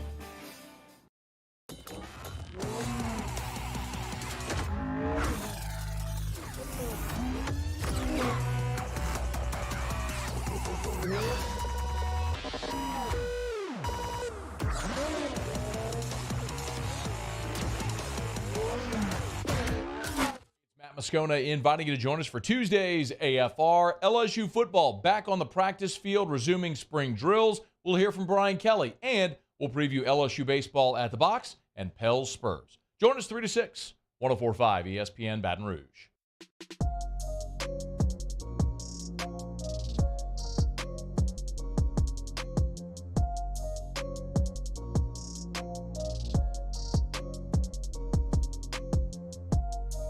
You're listening to Hunt Palmer on 104.5 ESPN Baton Rouge. So right before the World Baseball Classic cranked up, I think we put it in take it or leave it one day. Just like, do you care about the World Baseball Classic? And I said, look, I got really into Team USA basketball in 2008 with the Redeem team. It was a perfect situation for me because I'd moved down to LSU. I was living in an apartment by myself, and school hadn't started yet. It was like the 2 weeks right before school started, and Summer Olympics deep into the summer. So I didn't have any responsibilities. I was watching the Olympics all day, every day for 2 weeks, and I really got into Team USA basketball. So then they come out and they say, we're going to have a World Baseball Classic. I'm like, oh my God, this is even better. I got USA, and it's a sport I like better. This is going to be great. And I just haven't paid attention to it ever, really. And I wouldn't tell you that I've paid attention to the one this year a lot, but for whatever reason, maybe it's because the games have been so dramatic and there's been the massive home run by Trey Turner for Team USA to put him into the final, or the walk-off last night that Japan hit, scored 2 there in the ninth to stun Mexico, to Randy Rosarena doing the robbing the home run. If you're paying attention on Twitter really at all, I mean, it's all over the place. And so I think that there's been a pretty good effort to promote the World Baseball Classic this year, and they've gotten some really good star power and then some really good drama. Ohtani was huge he led off the rally last night in the double with a double in the ninth that eventually came around to score to tie the game before they won it. And it's just been very present in my Twitter timeline and whatnot. And I've seen what this World Baseball Classic means to some of the players who are playing in it. Team USA got Mike Trout and Mookie Betts and Trey Turner and Nolan Arenado and Paul Goldschmidt, Kyle Schwarber to play in this thing. That's significant star power. And the guys from the Latin countries, Dominican Republic, Puerto Rico, Venezuela, this means so much to them. In fact, so much that 4 players from the Dominican Republic team were asked, would you rather win the World Series or the World Baseball Classic? 5 players were asked. 4 said they'd rather win the World Baseball Classic, and 1 said it'd be about a tie. None of them picked the World Series. That is a strong statement. And you look at the crowds at these, the emotion that's pouring out of the players at these, and it's pretty powerful, man. Like, I would much, much, much rather the Cubs win the division this year than Team USA win the World Baseball Classic tonight. Like that, it's not even on my radar as far as my allegiance to the Cubs / Team USA in the World Baseball Classic. It's a 100-fold the Cubs. The Cubs are once they crank up here in a week, I'm locked in through October. Pitching matchups, games that are streaming, MLB package while I'm cooking. They're playing the Pirates. Like it's part of my everyday life starting here in a week. World Baseball Classic shows up every 3 years, and it's a blip on my radar. And I think for the market that I'm I'm talking to, y'all probably feel the same. You probably don't care too much about the World Baseball Classic. But this year has convinced me that it is a good thing. And it's amazing that that's the case because there have been 2 massive injuries from this World Baseball Classic. Edwin Diaz, the best closer in baseball, who just signed the first 9-figure deal in relief pitcher history, tore his ACL. He's out for the year. And Jose Altuve, who's on the defending world champions, 2-time world champ, one of the best players in the sport, broke his hand playing in the World Baseball Classic. So it has very negatively affected 2 of the best teams in the major leagues, the Mets and the Astros. And I still think it's a good idea because Edwin Diaz's injury was a total fluke, jumping up and down, and Jose Altuve could have gotten hit in the hand in a game in Arizona in front of 2,100 people and a couple of advanced scouts. Like, that could happen. If you start to show me significant data that shows that starting pitchers who aren't prepared to do so are throwing 120 pitches in the World Baseball Classic and either tearing their UCLs or tearing them in April because they were overworked in January and February and March, then I'll start to say, okay, this is a really bad idea. But I think they're taking care of the pitchers to an extent. These 2 major, huge injuries are, in my opinion, just kind of part of it. Edwin Diaz could have gotten hurt in a car accident. I mean, he was out there jumping up and down with his teammates, and his knee went. And Altuve, it's part of playing baseball. Spring training, whatever. Spring training, you face plenty of guys who are ticketed for double and triple A that are huge talents that throw 100 miles an hour and don't know where it's going yet. Now, I don't know that Jose Altuve hits against a lot of those guys all the time, but it can happen. And he broke his hand doing that. But I said this in the previous segment, and I'll reiterate it here. Like, tonight's World Baseball Classic final between Team USA and Japan is going to be the most watched baseball game ever on TV. You're going to have Japan locked in, and you're going to have a lot of people in the United States watching. Like, there were a lot of people out on my Twitter feed watching the game the USA wasn't even playing in last night because the star power and the emotion, the energy was just electric. And I mean, I can't tell you how many tweets I saw when they were headed to the bottom of the ninth, and it said, look, 1-run game, ticket to the final on the line, Ohtani's coming up. And Ohtani rips a missile into the gap in right center field, and oh, by the way, is going to come in relief pitching tonight against Team USA, against Trout and Betts and Goldschmidt, against Schwarber and Arenado and Turner. And these are elite level players, and Ohtani is maybe the greatest baseball player who ever lived. Like, I don't think that's hyperbole to say this guy who throws 100 miles an hour is one of the best pitchers in baseball, who also, by the way, might be the best power hitter in the league, is a freak. And he's out there playing as hard as he can for Japan in a game that most are like, it doesn't really matter. Turn on the TV. Like, it's amazing. So if LSU's up 13-1 against Central Arkansas and you don't really care too much about the NIT and the Pels aren't your cup of tea and you're looking for something to watch tonight, give the World Baseball Classic a whirl. There's a pretty good chance that you're going to see late inning baseball with Shohei Ohtani on the mound throwing 100 to 3 or 4 of the best hitters in the world.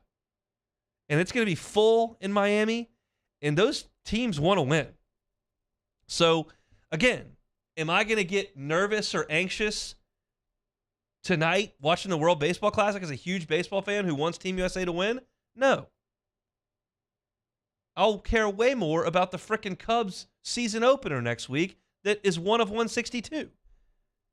And I'd be mortified if the Cubs look to be a serious contender and their closer or 3-hole hitter went down in the World Baseball Classic. But if I remove myself from it and look at the entire picture of what's gone on in this thing over the last week and a half and what tonight's spectacle is going to be and what the players who are participating in it say, it's a good thing.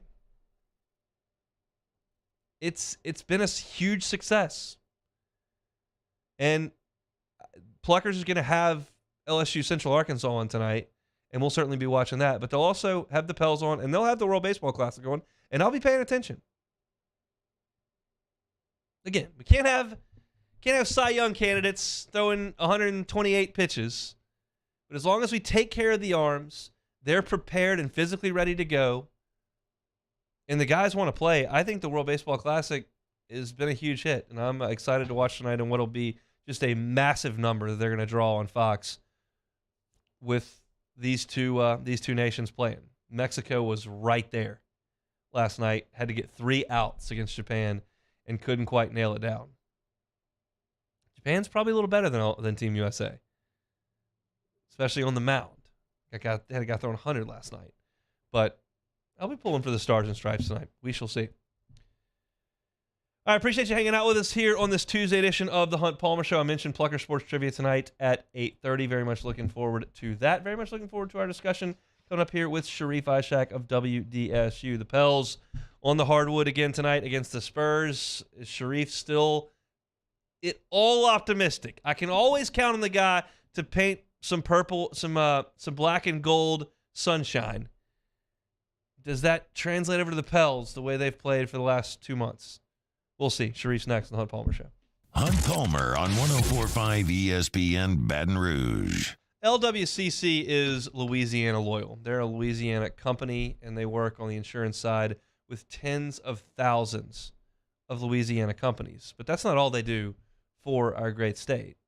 They want to celebrate and elevate people and nonprofits and businesses that are doing great work for our state. And Trey Godfrey is who we've been telling you about all month long. Trey has dedicated his entire career to bettering the capital city of Baton Rouge. He's currently the Senior Vice President of Policy for the Baton Rouge Area Chamber, and over there he oversees education policy, among many other things, that allows him to make an impact from a more systemic perspective. Trey believes Louisiana will reach its full potential when we all understand we've got to work together to lift one another, and Trey is very instrumental in that every single day. That's why he's a champion of Louisiana. If you know a champion of Louisiana, whether it's a nonprofit or a business or a person like Trey, we want to tell their story.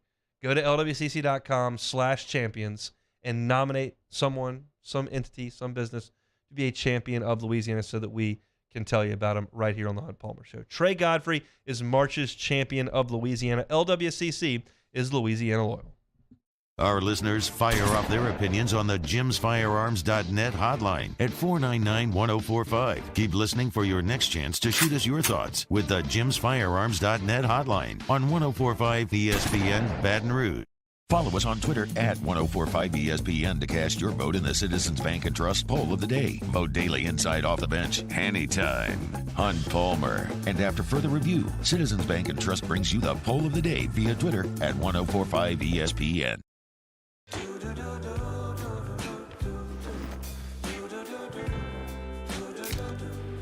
I've got that blue sky, I've got that sunshine. I've been doing business with Luba for 25 years. They're dependable, trustworthy. It's just the attention to detail with our clients. Our folks have years and years of experience. They're highly trained professionals, but many companies have that asset. What I'd like to think makes Luba a bit different is that we use those talents in a way that truly is dedicated to serving the needs of the folks who depend on us. At Ochsner, we know healing is a team sport.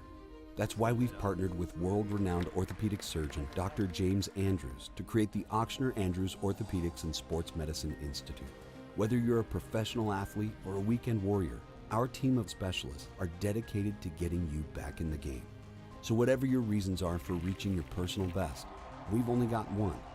You. Ochsner Andrews Institute. Long live you. Hi, I'm Brandon Landry, founder and CEO of Walker. Hi, my name is Dr. Craig Green. This is Ryan Terrio with HUDCORoofing.com. Hey, it's Matt Moscona. No matter how big your commercial roofing job, HUDCO can help. My patients come to me because they trust that I can get the job done at a high level. Ryan Terrio and Richard Tilley have the same level of trust when it comes to roofing. If you have a roofing issue, call HUDCO Roofing. Give us a call, 364-1007, and we'll come to your house and give you a free inspection.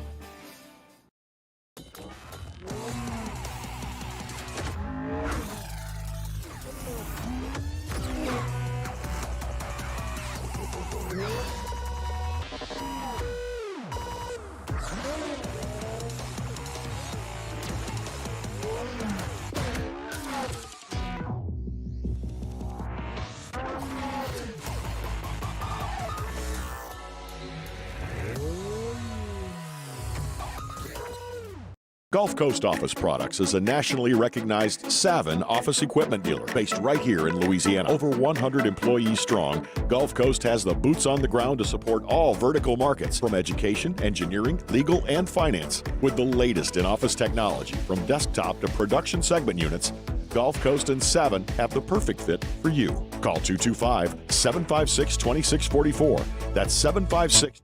Me, Jimmy out and Mike Delicano for the Tuesday edition of Game Time presented by Bet Rivers. We're at Dozy Place on Government Street in the heart of Mid-City. Game Time presented by Bet Rivers, 6 to 8 p.m. on 104.5 ESPN Baton Rouge.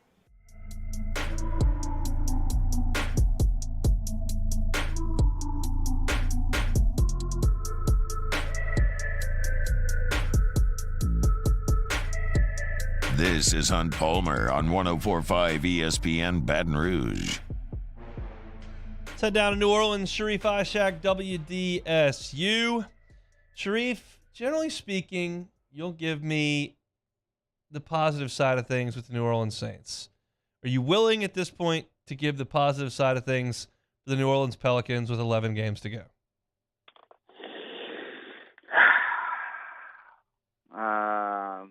They play the Spurs and they play the Hornets the next two games at home. Yes. And that's all I have for you. They're probably going to be double-digit favorites in both. They are tonight. 13.5 tonight, yeah. I'm sure they'll be maybe like 10 or 11 on the Thursday. I think that's when they play their next game against the Hornets. That's all I have for you. After that, it's a 4-game West Coast road trip. Yeah. Look, let's go back to the split with Houston. Disappointing? Very. That was the worst loss of the season. I mean, a team you were playing that had 17 wins. You were up 15 with about 9 minutes left. And, JV said it best. We just kind of gave up, relaxed. What the bed. I can't say that on your show, I'm sure. Nope. What the bed. That's what they did. I like the honesty. He's right. They did. They gave up. And I think why he said that is because he only got one shot attempt in the fourth quarter. He has a massive mismatch the entire game, and they didn't go to him in the fourth quarter. And some of that has to do with Brandon Ingram. He's got to get him the ball. Got to get him the ball when he has those mismatches. And, boy, that was one of the – that was the worst loss of the season. They really needed that win. They needed to go 4-0. I told you that last week. They needed to go 4-0 when they played these 4 games. And I think that game's going to end up costing them watch. Has Willie Green's either demeanor or just the things he said changed over the last 6 weeks, or has he been steady and consistent? Steady. If you listen to any loss after him talking after any loss, it almost sounds the same. Yeah. You could play the same soundbite and same press conference after a loss. It is even keel. He's not one of those guys who curses. He doesn't get vocal. He is very even keel type of guy. He does not have that, Mike Malone type of fiery attitude. That's just who he is. He is a very quiet type of guy. I'm curious about the collapse against Houston and Jonas saying that, and if there was anybody else who, because those are pretty strong accusations. Do you think it was a cranky guy because he didn't get the basketball, or that there's seriously maybe a little bit of a friction there between what they want to do late in games? I think it's a little bit of friction. It's a friction, man. I mean, look, a team that had such high aspirations, like in the spot that they are right now, with 34 wins, they went in that game with 33 wins, knowing that they should pound that team, and you're messing around in the fourth quarter against them and not doing anything to put them away. There's going to be friction. There's other players who are upset and frustrated. CJ says that, hey, after a bad loss, that was awful. It's awful.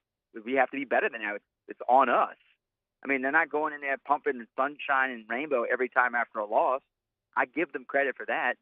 I mean, maybe there was a little friction after that game with JV because he needed to get the ball more, and he wanted, he was working down there to get the ball, and they weren't giving him the ball. Like, you could see in that one picture at the end of the game when B.I. missed 2 shots, JV had was begging for the ball on that last jumper that B.I. took, and he didn't give him the ball. So I'm sure there's a little friction. I mean, they may not say it publicly, but you can read between the lines whenever he said what he said after that loss. All right. They obviously got San Antonio tonight, then they got Charlotte coming up on Thursday. Then they head west, like you said, and they got the Clippers, which that is what it is. Portland's in free fall. Damian Lillard's going to press conferences saying basically, I got to get out of here. Golden State is not exactly a cozy bunch at the moment.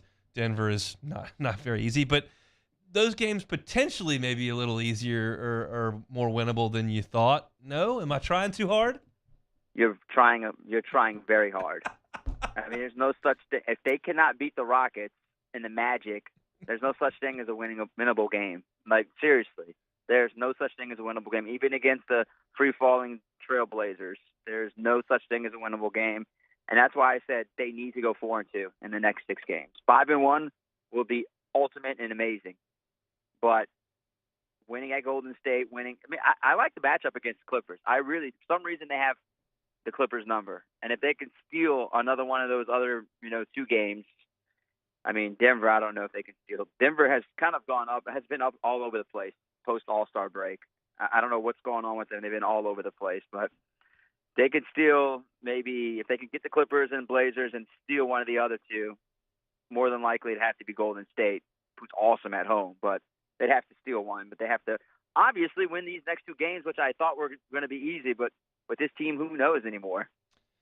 Yeah, they find a way to screw up the next 2. It becomes really daunting. You're only 1 game out, so it's right there, but you can't screw up at home against 2 teams that are just awful. But it doesn't say a lot that you can get a ticket for $4 according to this site. And interestingly enough, most of the lowest tickets that I'm looking at are 15, 7, 4, 10, and then the one game they've got at Golden State, 80 is the get-in price. They love their hoops out there in Oakland. All right, what's the key tonight against San Antonio? Show up.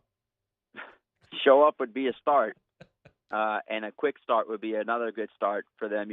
They've got to get out to these fast starts. And to me, the fourth quarter, you cannot have what you've had in a few of these games this season, and these late fourth quarter collapses where you're blowing your double-digit lead after building it and playing some really good first half basketball. But to me, it's the first and the fourth.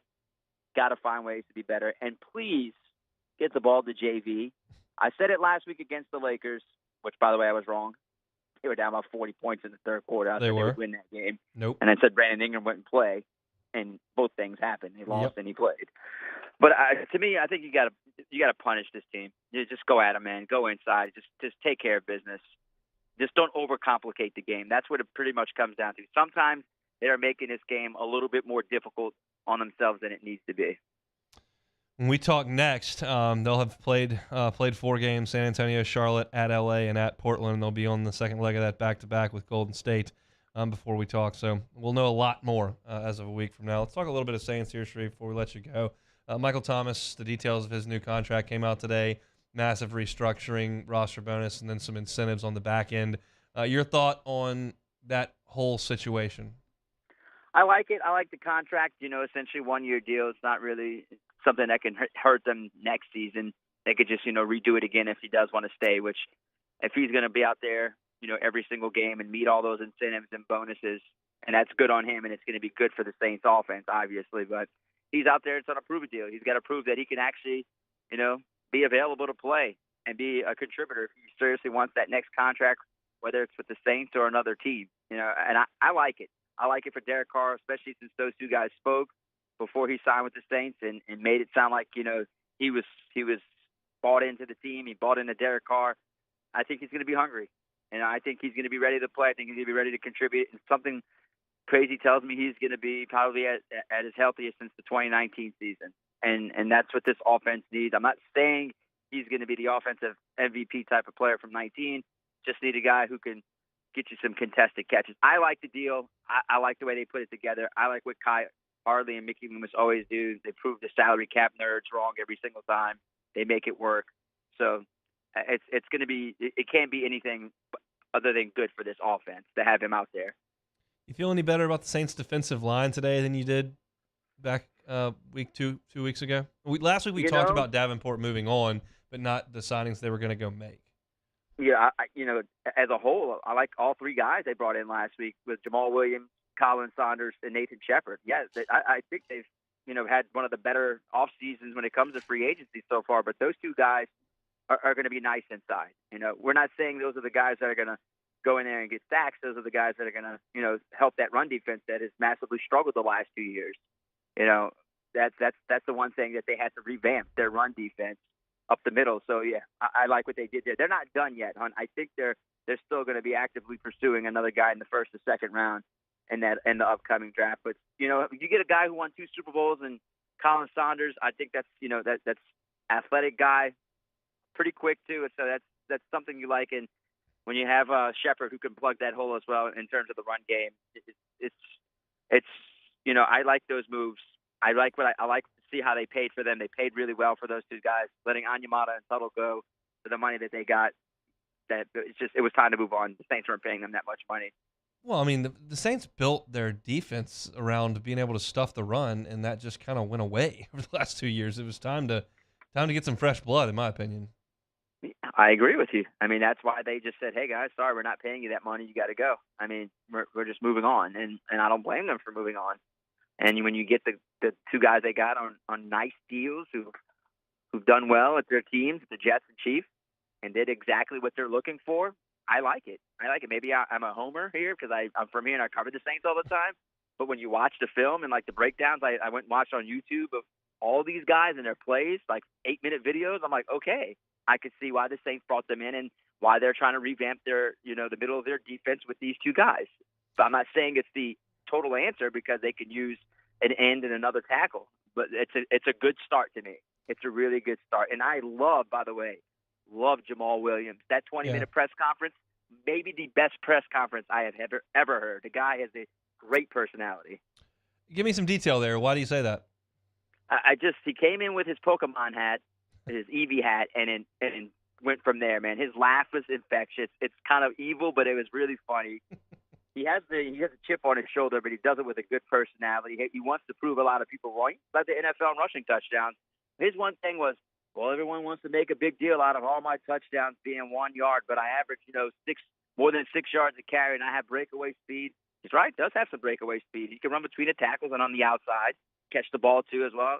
He can have some long runs, and I think he wants to prove to his naysayers that he can actually be a pretty good back that just doesn't have 1 2-yard touchdown runs. And I just think he's a funny dude, man. He was just talking about beignets. He didn't know how to say beignets the right way. Eating crawfish. He was scared to eat crawfish because they had the heads on them. But, man, just has a great personality. When you throw him in with Cam Jordan and Alvin Kamara, guys who are funny and have good personalities, it's always good for us TV people, and it's good for the print people too. But it's great to have people with awesome personalities. It makes for great sound on TV. You paid any attention to what the Panthers have been doing? They obviously ripped it all the way down to the studs, and now they're trying to start to rebuild it. Your thoughts on that from the outside? Look, some sneaky good signings. Saints have had a good offseason. They've had a really solid one as well. I've liked what they've done. Like I said, bring Adam Thielen into the Saints, another slot receiver if you get him for cheap. They paid 3 for $25. Now that's a lot of money. Don't think the Saints could have ever afforded some. They're not going to pay a receiver 3 for $25. They're more than likely to do a 1-year deal. I've liked what they've done so far. Miles Sanders, adding him. Frank Reich, an offensive-minded coach. Now, I'm not saying Andy Dalton's the answer over there. He's going to have to be the bridge quarterback for C.J. Stroud or whoever they draft, which looks like it's going to be C.J. Stroud. But I like what they've done so far. They brought in some good, bringing in a new defensive coordinator for the Broncos. So I think they're going to compete. They already had a good defense. Now, you add an offensive-minded head coach. Maybe it's the Saints and Panthers next year that are going to be competing for the NFC South. The Saints is a slight favorite, but I like what they've done. We shall see. Sharif will do it again next week. Thank you. I can't believe we lost the game to that school in Texas, by the way. I cannot believe it. We didn't deserve to win Sunday. That's good. Win 2 is good. I know. I don't want them to ever win. You know that. Yeah, look, you know my me. dislike for them. I'm well aware. I'm right there with you, but I'll take the 2 and get on down the road. Me too. All right. See you, Sharif. He is Sharif Ishak from WDS. He will take one more timeout, come back, play some Take It or Leave It. It's the Hunt Palmer Show. This is Hunt Palmer. In times of need, get a full list of phone numbers, websites, and other important emergency information on the Demco Stormwatch page at 1045ESPN.com. There it is, the extra mile, on the border of expected and extraordinary, for those willing to go further. Like vans customized for work or play, with safety and tech to keep you connected. supported by a 5-star sales, service, and finance team, and backed by the 1-star you know. So go the extra mile. It's never crowded because so few have what it takes to go there. Mercedes-Benz Vans. I had to leave my parents. I had to move schools. I don't know anyone here. Everything keeps changing. Why is this happening to me? I'm sure glad you're here. Change a child's story. There's a child in foster care waiting for a volunteer like you.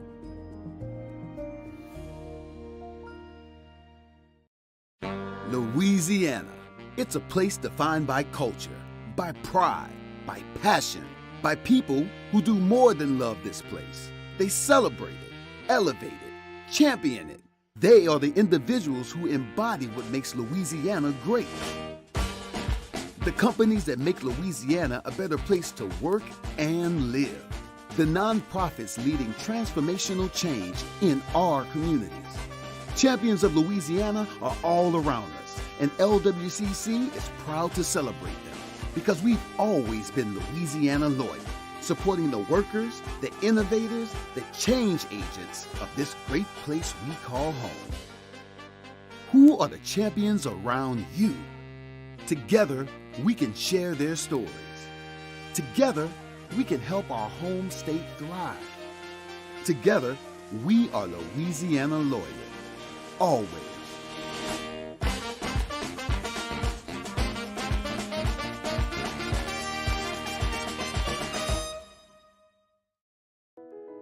I've been doing business with Luba for 25 years. They're dependable, trustworthy. It's just the attention to detail with our clients. Our folks have years and years of experience. They're highly trained professionals. But many companies have that asset. What I'd like to think makes Luba a bit different is that we use those talents in a way that truly is dedicated to serving the needs of the folks who depend on us. At Auctioner, we know healing is a team sport. That's why we've partnered with world-renowned orthopedic surgeon Dr. James Andrews to create the Auctioner Andrews Orthopedics and Sports Medicine Institute. Whether you're a professional athlete or a weekend warrior, our team of specialists are dedicated to getting you back in the game. So whatever your reasons are for reaching your personal best, we've only got one. You. Auctioner Andrews Institute. Long live you. Hi, I'm Brandon Landry, founder and CEO of Walker. Hi, my name is Dr. Craig Green. This is Ryan Terrio with HUDCORoofing.com. Hey, it's Matt Moscona. No matter how big your commercial roofing job, HUDCO can help. My patients come to me because they trust that I can get the job done at a high level. Ryan Terrio and Richard Tilley have the same level of trust when it comes to roofing. If you have a roofing issue, call HUDCO Roofing. Give us a call, 364-1007, and we'll come to your house and give you a free inspection.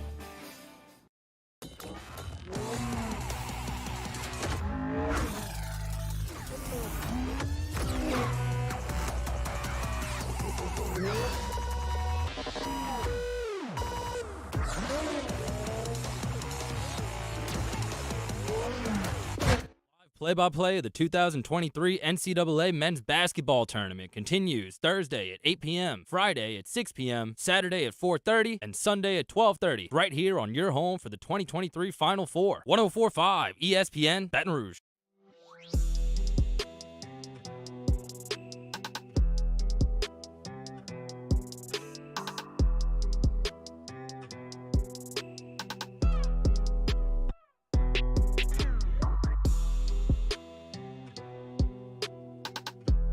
You're listening to Hunt Palmer on 104.5 ESPN Baton Rouge. LSU in Central Arkansas tonight at 6:30, first pitch from Allied Box Stadium. 6 o'clock pregame show over on Eagle 98.1. It'll be Chris Blair and Doug Thompson on the call. We'll get you underway at 6:30. Tigers and Bears. We'll be reacting to it tomorrow. Let's play some Take It or Leave It, Taylor. Yeah, let's knock it out. So retail company Fanatics will actually replace Adidas as the official uniform partner of the NHL. Fanatics uniforms, take it or leave it.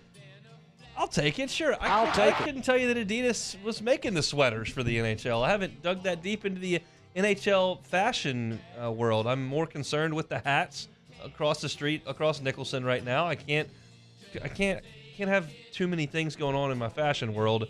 I'll let the hockey do its thing. I got to deal with the hats at the box. Former Auburn quarterback Cam Newton will actually throw at Auburn's Pro Day. A Cam NFL comeback. Take it or leave it. Should have gone a Cam back there. I thought about it. I will leave it. His body's just done, I think. I mean, it took such a pounding for all those years, just running, getting smoked. You've seen all the highlights and the clips of guys hitting Cam near out of bounds, and he was as gifted a quarterback as you'll ever see. I think between his size, speed, arm strength, all that, and then Michael Vick's just freakish quickness, speeds, and arm strength. I think probably the two best skill sets I've ever seen in terms of just freakish talent. But over time, it's just too much. And obviously his year at Auburn was 2010, and then he starts in the NFL in 2011. We're 12 years down the road. It's just not. It wasn't going to hold up for that long. So I think that it would be a waste of a roster spot for somebody to go bring that body in at this point. So I will leave it. Little Tuscaloosa turmoil for you. Yeah. Here. There's a play on words for him. Mm-hmm. In reference to Tony Mitchell's arrest, Nick Saban said, "There's no such thing as wrong place, wrong time." Nick was taking a shot at your boy Nate Oates. Take it or leave it. I'll leave that he was taking a shot at Nate Oates. I think Saban probably respects Nate Oates and likes the fact that Alabama has built a really solid basketball program that helps the brand of the university, and I think that that's a positive thing.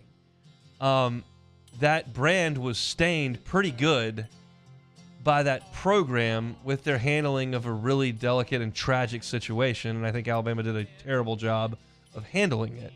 But I do think that choice of words was intentional. Nick Saban, love him, hate him, whatever you feel, when he gets in front of a podium, he knows the message he's trying to convey and the way that he's going to convey it. And so he did that on purpose. And so Nick doesn't talk about disciplinary matters all the time. A lot of times they keep that stuff in-house, and you can, again, say whatever you want about that. But for him to come out, say that publicly, and use that phraseology, the same thing that Nate Oates said, and to say that's not how we're going to operate, certainly was intentional. I just think it was maybe more out of frustration or wanting to be sure that it was deemed that he was steering the other way here. I just don't think he truly dislikes Nate Oates and wants bad things for Alabama basketball and wanted to create a controversy. I don't think that's the way that went. I think he was. I want to believe that their entire athletic department is now in shambles. That's just a personal opinion That of would be mine. fine with me. With Miami's upset of Indiana last night, the Lady Tigers are headed to the Final Four. Take it or leave it. Sure, I'll take it. Why not? I'll take it. One seed goes down. 2 1 seeds go down in the round of 32 in the women's tournament. That hadn't happened in a long time. So full disclosure, my watching of the end of that game, I did turn on the last minute on my phone. My wife had control of the television with her friend who is staying with us a couple nights a week as she does night nursing. And so The Bachelor was on my TV last night when this happened, but I did get to watch the last minute of it, and that was great drama. I mean, Miami gets a bucket. Wait, Indiana The comes down. Bachelorette or No, that the was game? not great drama. Okay. That was a disaster. Everybody's crying. They're all yelling at each other. It's the fantasy suites. It's a tough I would have scene. thought that would have been It was great a drama. Tough scene on The Bachelor. I think it's all scripted and acting, and it looks stupid. There was drama in the Miami-Indiana game, which was not scripted. Indiana hit a huge three when they had to have it to tie the game under 10 seconds, and then Miami drew up a play and got a bucket in the paint. So Hurricanes moving on, and Indiana is toast, and LSU's bracket becomes really wide open. We know that women's college basketball is dominated by 1 seeds, and for theirs to be out opens a little path there. So certainly be pulling for them. I'll get you an update on The Bachelor next week if we can do that, because we got the finale with 2 chicks left next week, and my wife will be, of course, glued to it, and I will sit there and make annoying comments that disparage the show frequently, and she will get very upset with me in the course of it. But That's kind of our Monday tradition at this point. She watches it, I make fun of it, and everybody just sings Kumbaya. That's going to do it here on a Tuesday edition of the Hunt Palmer Show. Open things up with Brian Kelly and some spring football. Antoine Davis feels cheated out of Pete Maravich's record. I'll give you my thoughts on that in hour number 1. Glenn West of Go247 with us every single Tuesday. Also talked to Colin Hurley at the end of hour number 1. LSU quarterback commitment opening some eyes on the 7-on-7 circuit. LSU baseball against Central Arkansas opened hour 2 with that, as well as my thoughts on the World Baseball Classic. And Sharif Ishak with us each and every Tuesday. Jimmy Ott's Game Time tonight from 6 to 8. Matt Moscona is about to drive you home on After Further Review. We'll be out at Pluckers tonight, 8:30 Nicholson location. See you tomorrow on the Hunt Palmer Show.